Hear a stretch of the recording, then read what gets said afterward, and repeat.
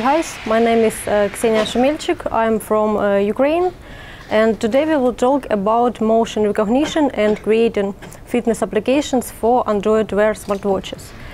And at first, a few facts about me. In Ukraine, I'm working as software developer in the biggest Ukrainian IT company called SoftServe, and as well, I am managing Google Developers Group Dnipropetrovsk and Women Techmakers Ukraine communities for 3 years. And this year, I also was selected as Anita Borg Scholarship recipient in Europe, Middle East and Africa region. So I also note that I have some presents from my company SoftServe, and the most active participants will receive them at the end. At first, I have a few questions to you. So, how much people and who are going to gym at least sometimes? Please raise your hands. Okay, good. And who is going to gym professionally? Okay.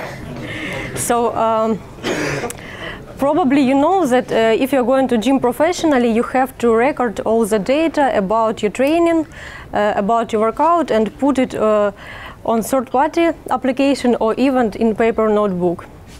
And this is necessary to watch the progress and analyze them and define further workouts. What challenge do we have now?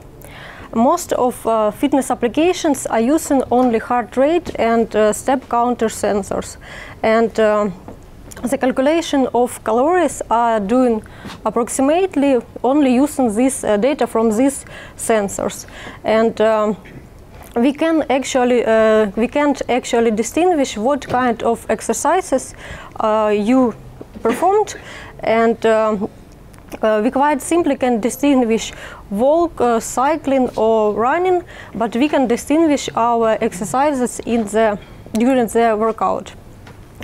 At the end of November, Google released updated Google Fit application and declared that them support detection of exercises. But what we actually have? To see how this application works, we should install Google Fit application on your smartphone and open the Google Fit app on the Android Wear device. So we have some dashboards that analyze the data. We have a possibility to distinguish walking, cycling, bike, running, but we actually don't have possibility to distinguish exercises automatically, and it's not working as we expected.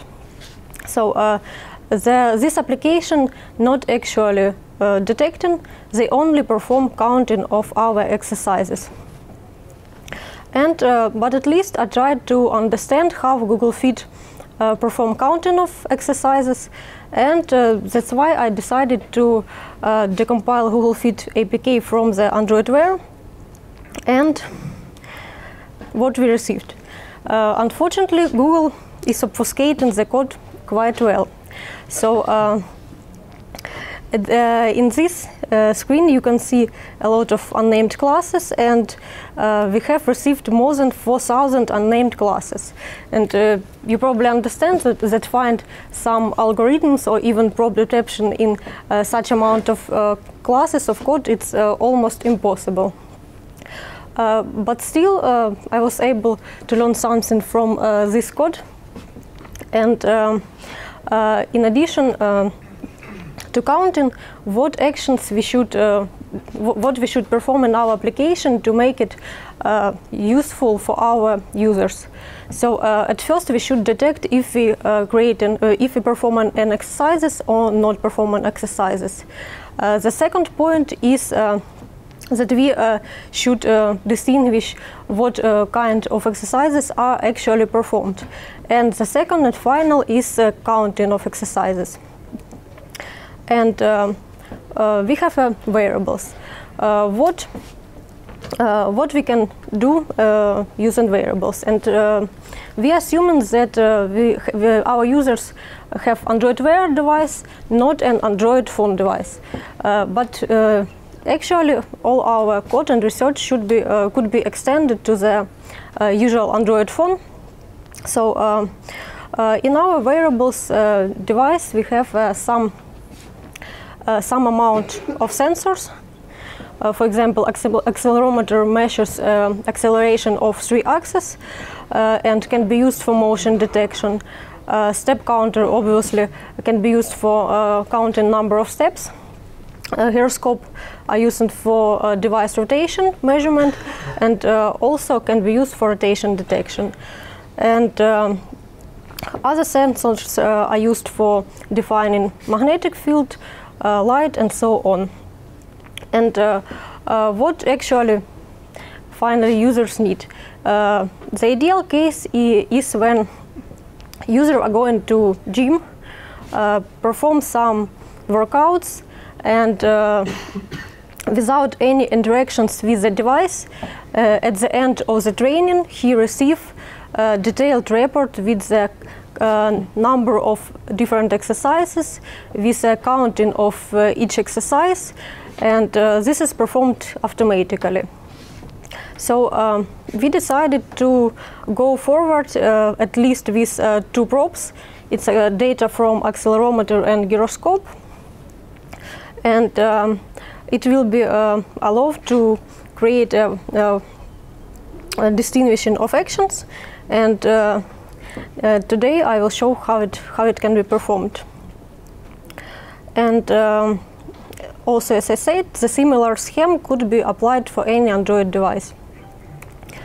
Our data from the wearables will be transferred using Wearable data API. And to reduce data transfers, we will perform some collection our samples in batches. And after batch is completed, we will send it to our smartphone. And sensor data is sent to batches to reduce message overhead and to reduce power consumption and improve battery life. For a solution, as I mentioned, firstly we should determine if user is still or user is doing some exercises. And for these purposes, we don't have to use additional hardware beyond our smartwatches.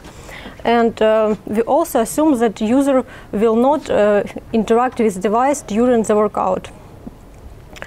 And the next phase is classifying the exercises.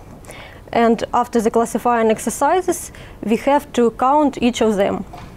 And finally, it works.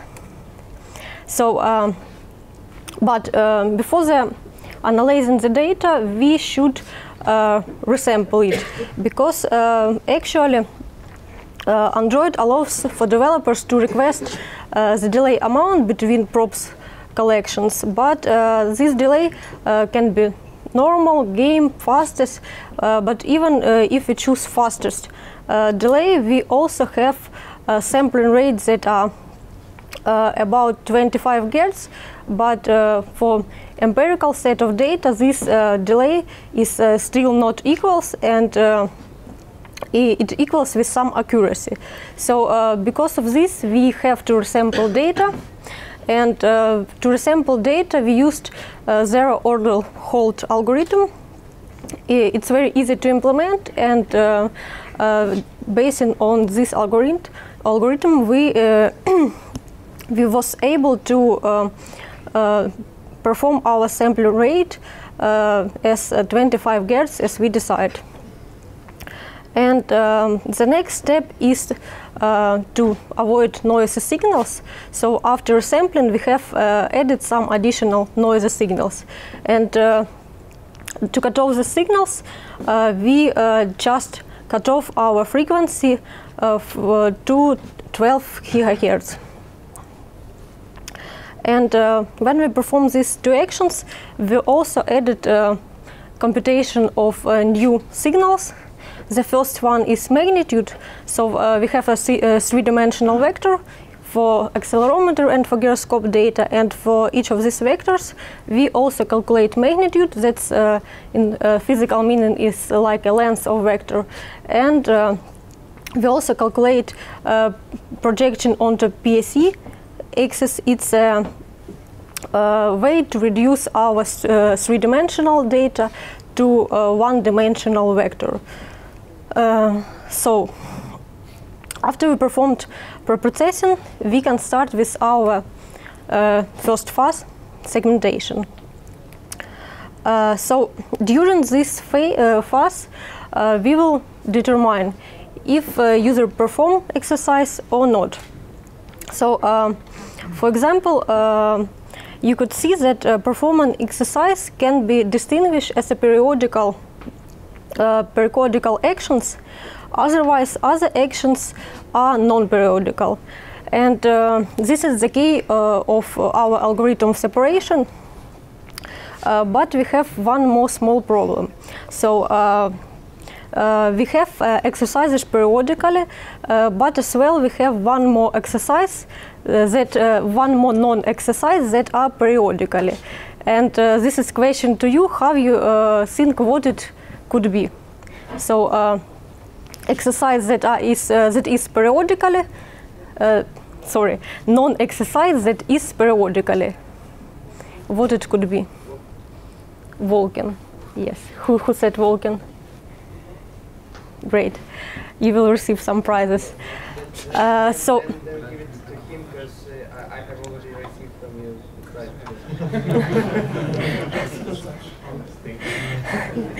Okay, let's discuss it later. We have a problem to distinguish our exercises from walking, and there is no explicit heuristic algorithm how to do this, and in this case we should use machine learning. So machine learning algorithm could analyze the data and based on retrieved data classify this is walking or exercise. And fortunately, it can be easily extracted with support vector machines algorithm. It's a linear supervised learning classifier, and this classifier do distinguishing between exercise and walking quite well. So after we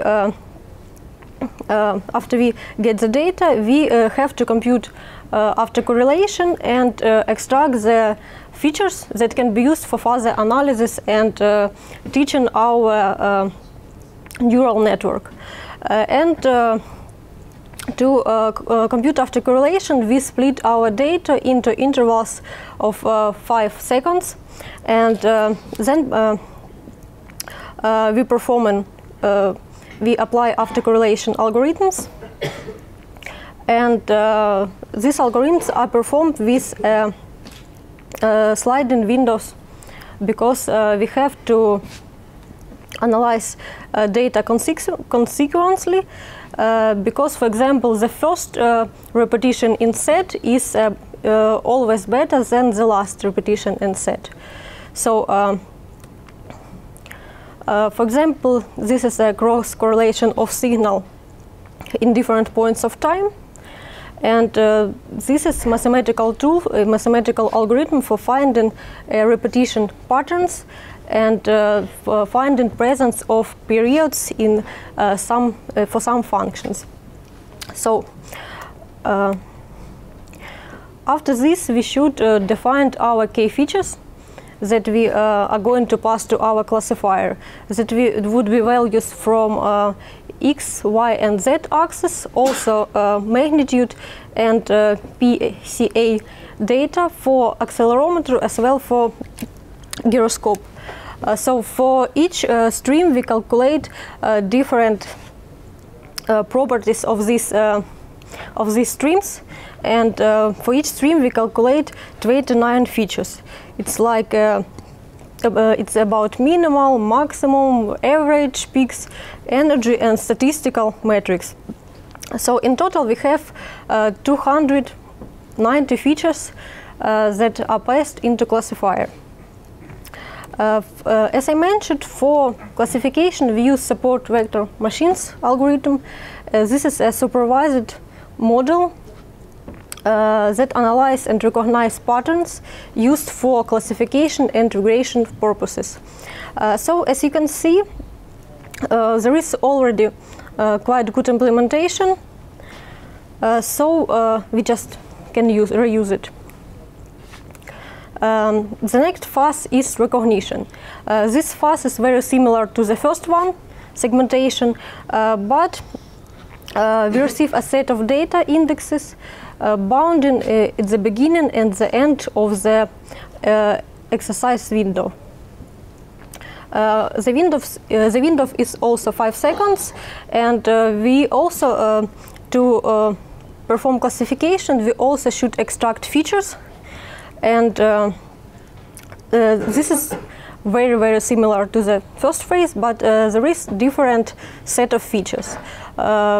We mostly concentrated on statistical and energy features. Classification for this phase also performed using CVM classifier. And the final step, counting. So if we recognize our exercises, recognize type of exercises, then we should perform counting. And another issue is a proper counting. So for application like a pedometer, counting repetitions becomes a very trivial task. So for example, we have a signal and cut low pass signals, just applying some appropriate filter, and the number of peaks that are left will be number of steps that we performed. But for exercises it's much more complicated, and what we should do. Counting is performed in several steps. So first steps, we defined all local maximas, and the maximas that are very close to our global maximas we should cut. So this is the first step.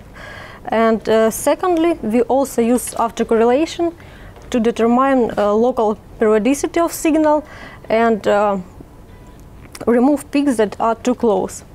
And given the assumption that repetitions may vary over with full signal, that should stay relatively consistent to the other correlation peaks.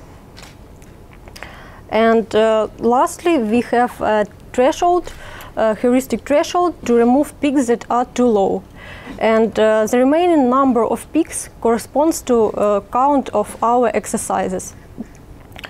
So after performing these 3 phases, we are able to distinguish if